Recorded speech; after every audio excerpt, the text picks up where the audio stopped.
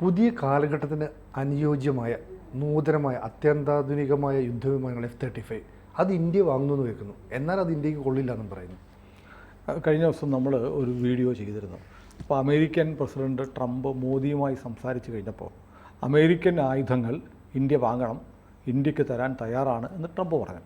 അപ്പോൾ നമ്മളിപ്പോൾ നമ്മുടെ വ്യോമസേനയുടെ മേധാവി തന്നെ പലതവണ പറഞ്ഞു പരസ്യമായി, ഇന്ത്യക്ക് ആവശ്യത്തിനുള്ള സ്ക്വാഡ്രണുകളില്ല, വിമാനങ്ങൾ കൂടിയേ കഴിയൂ എന്ന് പറയുന്നു. അപ്പോൾ സ്വാഭാവികമായും അമേരിക്കയിൽ നിന്ന് നമ്മൾ ആയുധ കരാറുകൾ ഒപ്പുവെച്ചിട്ടുണ്ട്. ഇനിയും ട്രംപ് നമുക്ക് തരുന്നുണ്ടെങ്കിൽ നമ്മൾ വിമാനങ്ങളായിരിക്കും നമ്മൾ ആവശ്യപ്പെടാൻ പോകുന്നത്. 4ാം തലമുറ വിഭാഗത്തിൽ HAL നമുക്ക് വേണ്ടി നിർമ്മിക്കുന്നു എന്ന് പറഞ്ഞ തേജസ് വിമാനങ്ങൾ ഇതുവരെ പൂർത്തിയായിട്ടില്ല. അപ്പോൾ ചൈന ഇപ്പോൾ 6ാം തലമുറയിൽപ്പെട്ട വിമാനങ്ങൾ ഉണ്ടാക്കുന്നു എന്ന് പറയുന്നു. അപ്പോൾ നമുക്ക് 4ാം തലമുറ വിമാനങ്ങൾ പോലും നമുക്കില്ല. നമ്മുടെ തേജസ് വിമാനങ്ങളും ധ്രുവ ഹെലികോപ്റ്ററുകളും നമുക്ക് സാങ്കേതിക കാരണങ്ങളാൽ ഗ്രൗണ്ട് ചെയ്തിരിക്കുക. അപ്പോൾ നമുക്ക് ഈ വിമാനങ്ങളുടെ ഷോർട്ടേജ് ഉണ്ട്. അപ്പോൾ അമേരിക്ക നമുക്ക് തരികയാണെങ്കിൽ F-35 നമുക്ക് കിട്ടിയേക്കും എന്നാണ് നമ്മൾ ആ വീഡിയോയിൽ പറഞ്ഞത്. അപ്പോൾ നമ്മുടെ ഈ വിഷയത്തിൽ സാങ്കേതികമായി അറിവുള്ള ഒരുപാട് പ്രേക്ഷകർ നമ്മളെ വിളിച്ചിട്ട് പറഞ്ഞു F-35 എന്ന് പറഞ്ഞ വിമാനം ഇന്ത്യക്ക് കിട്ടിയാൽ നമുക്കൊരു ബാധ്യതയായിരിക്കും. കാരണം ഈ F-35 ലോക്ഹീഡ് മാർട്ടിൻ തന്നെ ഉണ്ടാക്കിയ അമേരിക്കയിൽ പ്രശസ്തമായ വിമാന നിർമ്മാണ കമ്പനിയാണ്. അവർ തന്നെ ഉണ്ടാക്കിയ വിമാന കമ്പനിയാണ് F-35. പക്ഷേ അത് ഒരേ സമയത്ത് ഒരു മൾട്ടി പർപ്പസാണ്, മൾട്ടി റോൾ കോമ്പാറ്റ് മെഷീനാണ് F-35. അപ്പോൾ വിവിധോദ്ദേശ യുദ്ധവിമാനം. അത് ഒരേ സമയം ഫൈറ്ററാണ്, ബോംബറാണ്, ഇൻ്റർസെപ്റ്ററാണ്. അതായത് ഇത് ഫൈറ്റർ വിമാനങ്ങൾ വേറെയാണ്, ബോംബർ വിമാനങ്ങൾ വേറെയാണ്, ഇൻ്റർസെപ്റ്റർ വിമാനങ്ങൾ വേറെയാണ്. ഇത് മൂന്നും ഒരുമിച്ചൊരു വിമാനത്തിൽ കൊണ്ടുവന്നിരിക്കുന്നതാണ് F-35. അപ്പോൾ കേൾക്കുമ്പോൾ അത് ഒരു 3 വിമാനങ്ങളുടെ ഫലം ചെയ്യുന്ന ഒറ്റ വിമാനം എന്ന് നമ്മൾ കരുതും. പക്ഷേ ഇത് മൂന്നും കൂടെ, ഈ 3 സാങ്കേതിക വിദ്യയും കൂടെ സന്നിവേശിപ്പിച്ചതുകൊണ്ട് F-35 2006 ആദ്യം പറഞ്ഞത്. 2014 മുതൽ ഈ വ്യാപകമായി അമേരിക്കൻ സേന ഉപയോഗിച്ചെങ്കിലും ഇതിനൊരു ഇൻസ്റ്റബിലിറ്റി ഉണ്ടെന്നാണ് പറയുന്നത്. ഇൻസ്റ്റബിലിറ്റി എന്ന് പറഞ്ഞാൽ ഈ വിമാനം പലയിടത്തും പലപ്പോഴും റിലയബിൾ അല്ല. 2014 തന്നെ അമേരിക്കയിൽ നിരവധി അപകടങ്ങൾ ഉണ്ടായിട്ടുണ്ട്. അപ്പോൾ F-35 അത്ര അഡ്വാൻസ്ഡ് ആയിട്ടുള്ള യുദ്ധവിമാനമല്ല. ഇപ്പോൾ ഇസ്രായേലിനൊക്കെ കൊടുത്തിട്ടുണ്ട്, അമേരിക്ക പലയിടത്തും കൊടുക്കുന്നുണ്ട്.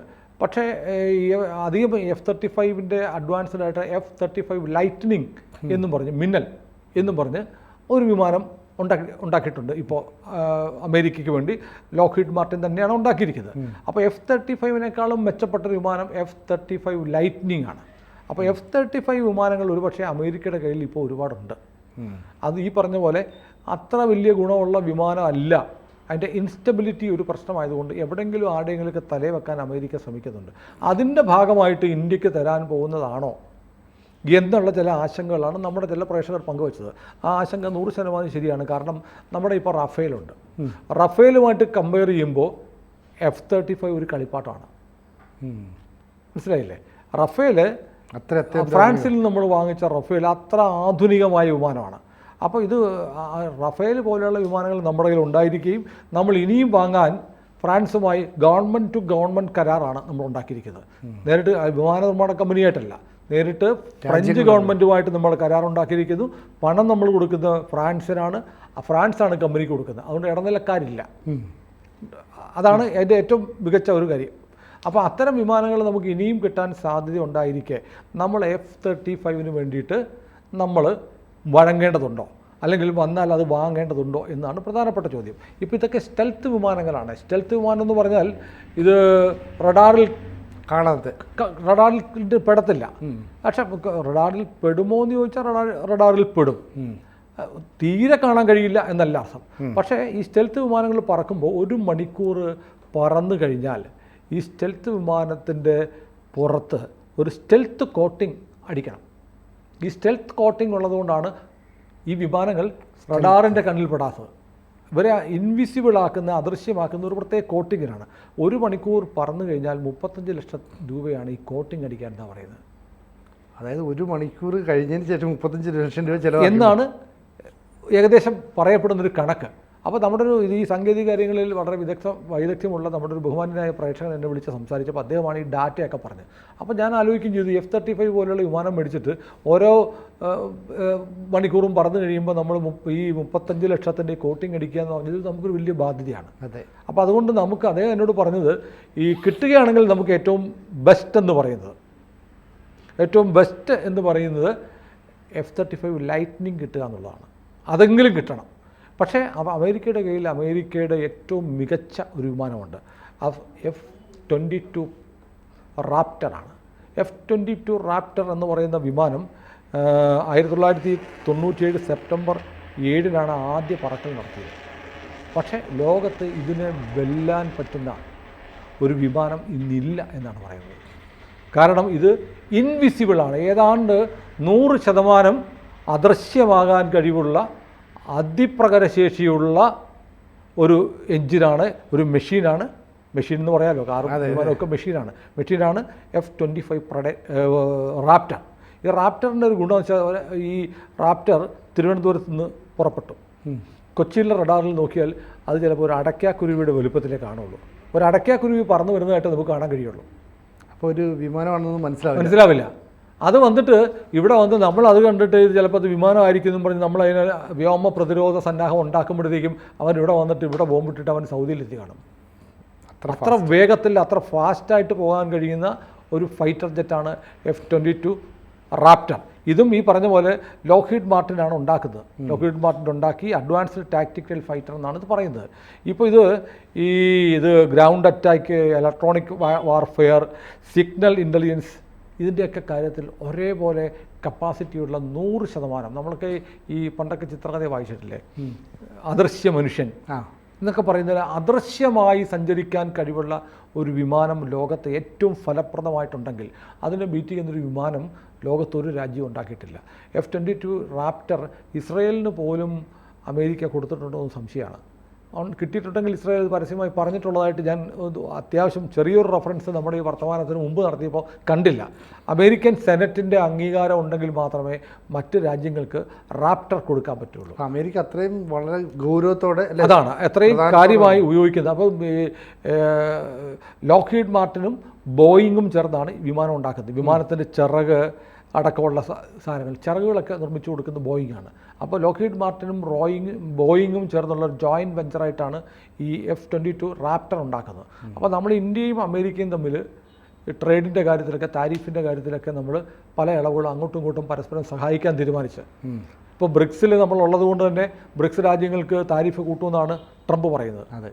പക്ഷേ നമ്മളിപ്പോൾ ഇന്നലെ മോദി പറഞ്ഞു കഴിഞ്ഞു, നമുക്ക് ഡോളറൈസേഷൻ നമ്മുടെ ലക്ഷ്യമല്ല. ബ്രിക്സ് കറൻസി എന്ന് പറയുന്നത് ബ്രസീലും ഇന്ത്യയും ചൈനയും എല്ലാം കൂടി റഷ്യയും കൂടെ ചേർന്നിട്ട് ഒരു ബ്രിക്സ് കറൻസി ഇറക്കുമോ എന്നുള്ള ആശങ്ക ട്രംപിനുണ്ട്. അതുകൊണ്ട് ഇന്ത്യ പറഞ്ഞു കഴിഞ്ഞു, ഞങ്ങൾ ഡോളറൈസേഷൻ, ഡോളറിനെ അപ്രസക്തമാക്കുന്ന അല്ലെങ്കിൽ ഡോളറിന് പകരമായിട്ടുള്ള ഒരു നിലപാട്, കറൻസി ഉണ്ടാക്കുക നിലപാട് ഇന്ത്യക്കില്ല എന്ന് ഇന്നലെ നരേന്ദ്രമോദി പറഞ്ഞു.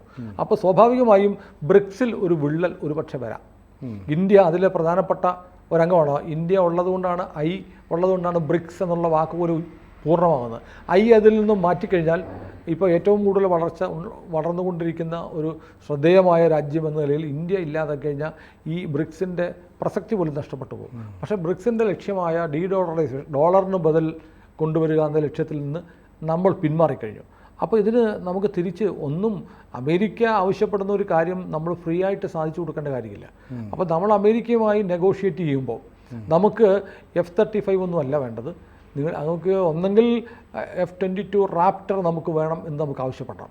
റാപ്റ്റർ ആവശ്യപ്പെട്ടാലേ നമുക്ക് F-35 ലൈറ്റ്നിങ് എങ്കിലും കിട്ടത്തുള്ളൂ. ഈ F-35 ലൈറ്റ്നിങ് എന്ന് പറയുന്ന യുദ്ധവിമാനം F-35നേക്കാൾ അഡ്വാൻസ്ഡ് ആണ്. റാപ്റ്ററിൻ്റെ തൊട്ട് താഴെ നിൽക്കുന്നതാണ്. വേണമെങ്കിൽ റാപ്റ്ററിൻ്റെ കുഞ്ഞെന്ന് പറയാം. F-22 റാപ്റ്ററിൻ്റെ കുഞ്ഞെന്ന് പറയാവുന്നൊരു വിമാനമാണ് F-35 മിന്നൽ. അപ്പോൾ അപ്പോൾ നമ്മൾ വലിയ നെഗോഷിയേഷൻ നടത്തി നമുക്കിപ്പോൾ വ്യോമസേനയുടെ കരുത്ത് കൂട്ടണം. ചൈന തൊട്ടടുത്തുണ്ട്. അതുകൊണ്ട് നമ്മളിപ്പോൾ പറയുന്നുണ്ടല്ലോ, ഈ നമ്മുടെ മിഗ് വിമാനങ്ങൾ, പറക്കുന്ന ശവപ്പെട്ടി, ഫ്ലൈയിങ് കോഫിൻസ് എന്നാണ് നമ്മൾ പറയുന്നത്, സൈനികർ തന്നെ പറയുന്നത്. അങ്ങനെയുള്ള വിമാനങ്ങൾ നമ്മൾക്ക് മാറ്റേണ്ട സമയമായിരിക്കുന്നു. ഇപ്പോൾ റഫേൽ നമ്മൾ ഉപയോഗിക്കുകയാണെങ്കിൽ റഫേൽ ഫോക്കസ് ചെയ്യുക. പക്ഷേ അമേരിക്കയായിട്ട് നമ്മൾ നെഗോഷിയേറ്റ് ചെയ്യുമ്പോൾ നമ്മൾ കച്ചവട കരാറും ടാക്സിൻ്റെയും താരിഫിൻ്റെയും കാര്യമൊക്കെ സംസാരിക്കുകയും നിങ്ങൾ ആയുധം വാങ്ങണം, നമുക്ക് തരാമെന്നല്ല പറഞ്ഞത്, നിങ്ങൾ വാങ്ങിയേ പറ്റുള്ളൂ എന്ന് അമേരിക്ക പറയുക. അപ്പോൾ നമ്മൾ വാങ്ങുന്ന ആയുധങ്ങൾ നമുക്ക് പുതിയ കാലത്തിന് ഏറ്റവും അനുയോജ്യമായിട്ടുള്ള ആയുധങ്ങൾ നമ്മൾ വാങ്ങണമെന്ന് നമ്മുടെ സർക്കാർ തീരുമാനിക്കണമെന്നാണ് ഈ വീഡിയോ കണ്ടതിന് ശേഷം നമ്മുടെ പ്രേക്ഷകർ നമ്മളോട് പറയുന്നത്. അതിനകത്തൊരു വസ്തുതയുണ്ട്, അതാണ് യാഥാർത്ഥ്യം. അപ്പോൾ ഈ റിയലിസ്റ്റിക് ആയിട്ട് റാപ്റ്റർ F-22 റാപ്റ്റർ ഒരെണ്ണമെങ്കിലും മേടിച്ചെടുക്കാൻ നമുക്ക് കഴിഞ്ഞാൽ ഇന്ത്യയെ സംബന്ധിച്ച് അത് വലിയ നേട്ടമാണ്. നരേന്ദ്രമോദിയെ സംബന്ധിച്ച് അദ്ദേഹത്തിന് അമേരിക്കയിലും പ്രസിഡന്റ് ട്രംപിലുള്ള സ്വാധീനം അത് വെളിവാക്കും. പക്ഷേ അത് അത്ര ഈസിയല്ല. കാരണം സെനറ്റിൻ്റെ അംഗീകാരമില്ലാതെ പ്രസിഡന്റ് ട്രംപിന് പോലും F-22 റാപ്റ്റർ ഒരാൾക്കും കൊടുക്കാൻ കഴിയില്ല. അപ്പോൾ സെനറ്റിൻ്റെ അംഗീകാരം കിട്ടുമോ എന്നറിയില്ല. ഇപ്പം മാഗയൊക്കെ ഒരു ആൻറ്റി ഇന്ത്യ ക്യാമ്പയിൻ ഇപ്പോൾ നടത്തിക്കൊണ്ടിരിക്കുക. ഇപ്പോൾ FBI തലപ്പത്ത് നമ്മുടെ കാശ്യപ് വരുന്നു, തുളസി ഗബ്ബാർ അമേരിക്കൻ ഹിന്ദു ആയിട്ടുള്ള തുളസി ഗബ്ബാർ ഇൻ്റലിജൻസ് ഡയറക്ടറായിട്ട് വരുന്നു. അപ്പോൾ ഒരു ഹിന്ദു അധിനിവേശം പതുക്കെ അമേരിക്കയിൽ ഉണ്ടാവുന്നു. ഇപ്പോൾ കാശ്യപ് ചുമതല ഏറ്റെടുക്കുന്നതിന് മുമ്പ് അച്ഛൻ്റെ അമ്മയുടെയും കാല് തൊട്ട് വന്നിച്ചിട്ട് ജയ് ശ്രീകൃഷ്ണ എന്ന് പറഞ്ഞിട്ടാണ് സ്ഥാനം ഏറ്റെടുത്തത്. ഭാരതീയ സംസ്കാരം അവിടെ പ്രകടിപ്പിക്കും. അതിലൊക്കെ അമേരിക്കയിൽ ഈ ഫണ്ടമെൻ്റലിസ്റ്റുകളായ ആളുകൾക്ക് ചില അതൃപ്തി ഉണ്ടാകുന്നുണ്ട്. അതൊക്കെ പരസ്യമായി പറയുന്നുണ്ട്.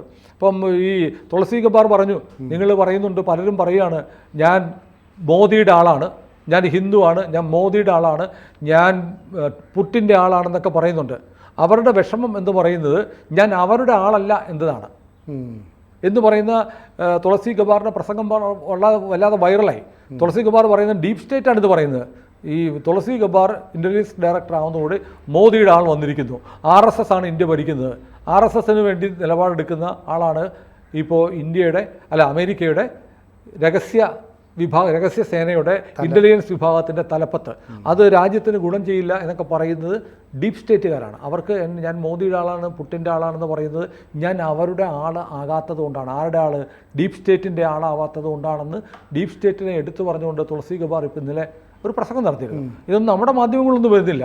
നമ്മുടെ പ്രേക്ഷകർക്ക് അറിയാൻ ആകെ നമ്മൾ ചെയ്യുന്ന ഈ ഒരു വീഡിയോ മാത്രമേ ഉള്ളൂ. ഏതായാലും ഇങ്ങനെ അമേരിക്കയിൽ നമുക്ക് അനുകൂലമായിട്ടുള്ള കുറേ കാര്യങ്ങളുണ്ട്. ട്രംപ് ആണെങ്കിൽ ഈ ഇന്ത്യയോടും ഹിന്ദുക്കളോടും ഒരു അനുഭാവമുള്ള ഒരാളാണ്. അമേരിക്കൻ വൈസ് പ്രസിഡൻ്റിൻ്റെ ഭാര്യ ഉഷ ചിലക്കൊറി ഹാർഡ് കോർ ഹിന്ദുവാണ്, ഇന്ത്യൻ വംശജയാണ്. അപ്പോൾ ഇന്ത്യക്ക് അനുകൂലമായ ഒരുപാട് ഘടകങ്ങൾ അവിടെയുണ്ട്, പ്രതികൂലമായ ഘടകങ്ങളും ഉണ്ട്. മാഗ ഉൾപ്പെടെയുള്ള മേക്ക് അമേരിക്ക ഗ്രേറ്റ് അഗൈൻ എന്ന് പറയുന്ന ട്രംപിൻ്റെ അനുകൂലികളായ ആളുകളിൽ ഒരു വിഭാഗം ഇങ്ങനെ ഇന്ത്യക്ക് വലിയ പരിഗണനയൊന്നും കൊടുക്കണ്ട എന്ന് പറയുന്നവരും ഉണ്ട്. എന്നാലും H-1B വിസയുടെ കാര്യത്തിൽ ട്രംപ് മാഗയുടെ നിലപാടിനെ മറികടന്ന് ആ വിസ അനുവദിക്കാൻ തീരുമാനിച്ചു. അതിൻ്റെ ഏറ്റവും വലിയ ഗുണഭോക്താവ് ഇന്ത്യയാണ്. അപ്പോൾ ഈ സാഹചര്യങ്ങൾ അനുകൂലമാണ്. ആ സാഹചര്യത്തിൽ നമ്മൾ സൈനിക കാര്യങ്ങൾ ചർച്ച ചെയ്യുമ്പോൾ അമേരിക്കയുടെ പാഴ്വസ്തുക്കൾ വാങ്ങാതെ അമേരിക്കയുടെ ആയുധക്കലവറയിലെ ഏറ്റവും മികച്ച F-22 റാപ്റ്റർ തന്നെ വാങ്ങാനുള്ള ഒരു ചർച്ച നടത്തി കുറഞ്ഞ വർഷം F-35 ലൈറ്റ്നിങ് എങ്കിലും നമ്മൾ നേടിയെടുക്കണമെന്നാണ് നമ്മുടെ പ്രേക്ഷകർ ആഗ്രഹിക്കുന്നത്. ഇതിപ്പോൾ നമ്മളിങ്ങനെ പറഞ്ഞാൽ നരേന്ദ്രമോദി കാണുമോയെന്ന് അറിയത്തില്ല, പക്ഷേ ഒരു അഭിപ്രായ രൂപീകരണത്തിന് സഹായിക്കും. അപ്പോൾ ആളുകൾ ഇത് ചർച്ച ചെയ്യപ്പെടും. അപ്പോൾ ഞാൻ എന്നെ വിളിച്ചു പറഞ്ഞ പ്രേക്ഷകരുടെ ഒന്നും പേര് ഞാൻ പറയാത്ത എന്നെ 1 ഡസനോളം ആളുകൾ വിളിച്ചു. അവരെല്ലാം ഇത് പങ്കുവെക്കുന്നുണ്ട്. അപ്പോൾ നമ്മൾ വിചാരിക്കുന്ന പോലെയല്ല. ഇത്തരം സാങ്കേതിക കാര്യങ്ങളിലൊക്കെ നമുക്കെന്തറിവ്, നമ്മൾ ജേർണലിസ്റ്റുകളാണ്. അപ്പോൾ ഈ സാങ്കേതിക വിദ്യയുടെ കാര്യത്തിലൊക്കെ നല്ല അറിവുള്ള ഒരുപിടി പ്രേക്ഷകർ നമുക്കുണ്ട്. അവർ പങ്കുവയ്ക്കുന്ന അവരുടെ ഒരു വികാരത്തെ മാനിച്ചുകൊണ്ടാണ് നമ്മൾ ഈ വീഡിയോ ചെയ്യുന്നത്. ശരിക്കും ഇൻഫോർമേറ്റീവ് കാര്യങ്ങളൂടെ. അപ്പോൾ ഇത് നമുക്ക് ഈ വിവരങ്ങൾ പറഞ്ഞാൽ നമ്മളോട് ഈ ആശയം പങ്കുവച്ച എല്ലാ പ്രേക്ഷകർക്കും നമ്മുടെ അഭിവാദ്യങ്ങൾ. നമ്മൾ തുടർന്നും നിങ്ങൾ പറയുന്ന കാര്യങ്ങൾ നമ്മൾ കൊണ്ടുവരും. അപ്പോൾ ഇന്ത്യ സർക്കാരിന് ഈ പുതിയ കാലത്ത് പുതിയ അനുകൂലമായ കാലാവസ്ഥയിൽ പരമാവധി ബാർഗെയിൻ ചെയ്ത് അമേരിക്കയ്ക്ക് മാത്രം ഉണ്ടാവുന്ന കാര്യമല്ല. ട്രംപ് പറയുന്ന അമേരിക്ക ഫസ്റ്റ് എന്ന് പറയുന്നത് പോലെ ഇന്ത്യ ഫസ്റ്റ് എന്ന് മോദി പറയുന്നുണ്ട്. മാത്രമല്ല ട്രംപ് ഒന്നുകൂടെ പറഞ്ഞിട്ടുണ്ട്, മോദി ഒരു ടഫ് നെഗോഷിയേറ്ററാണ്. അപ്പോൾ വളരെ ടഫായി നെഗോഷിയേറ്റ് ചെയ്ത് നമ്മൾ ആയുധങ്ങൾ വാങ്ങുമ്പോൾ അത് നമുക്ക് ഏറ്റവും മികച്ചത് മറ്റാർക്കും കിട്ടാത്തത് തന്നെ നമുക്ക് വാങ്ങിയെടുക്കാൻ മോദിക്ക് കഴിയട്ടെ എന്ന് നമ്മുടെ പ്രേക്ഷകരുടെ വികാരം കൂടെ മാനിച്ച് നമുക്ക് ആവശ്യപ്പെടാം.